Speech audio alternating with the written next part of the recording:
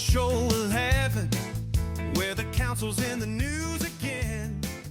From rates to roads and trees that go, we're watching where your money flows. When local councillor Peter Wilkins steps into Shoalhaven civic politics, he brings SIG's playbook, shielding insiders, blocking scrutiny, and defending their hierarchy in lockstep with the key SIG core.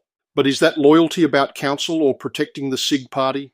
Wilkins ran in Ward 1 under the Shoalhaven Independence banner.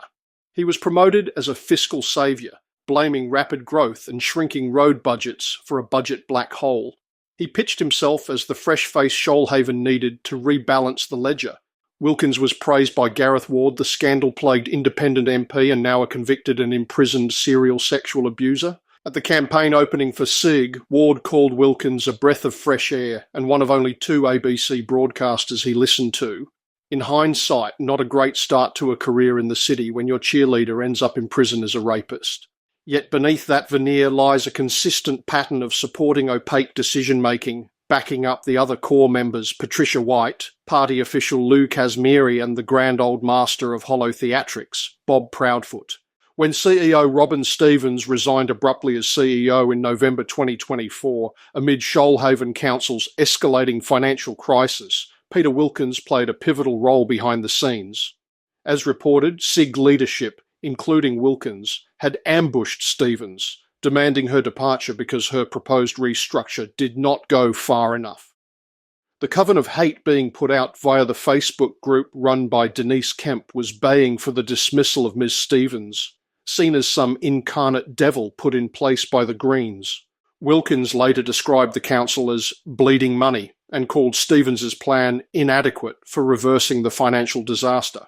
However, it's the Stevens plan that has been taken over by SIG and has delivered savings. They themselves did nothing, apart from whittling away at the savings by reversing decisions to look like a saviour of the downtrodden and generating uncosted work in reports from staff.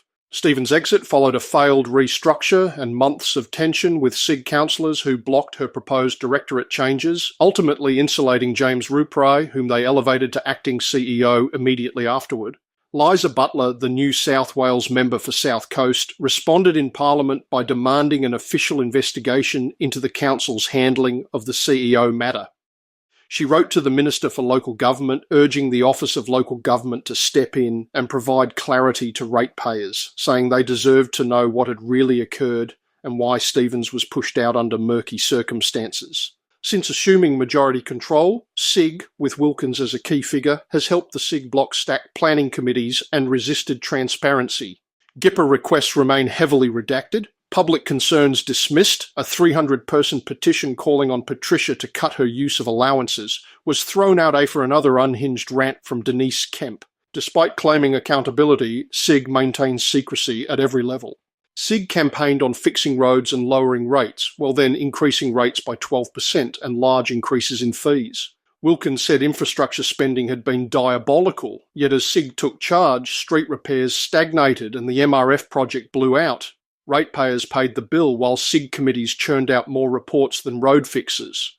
Peter Wilkins rallies for change, clearly with little regard for process, which he calls red tape, until it threatens SIG's power. His loyalty appears less about public service and more about internal party strategy, minority committee control, voting as a bloc, and shielding insiders. Is Wilkins truly accountable to citizens or to his party? Eye on Shoalhaven Council, steering Shoalhaven toward transparency, one story at a time. Eye on the council, truth to life.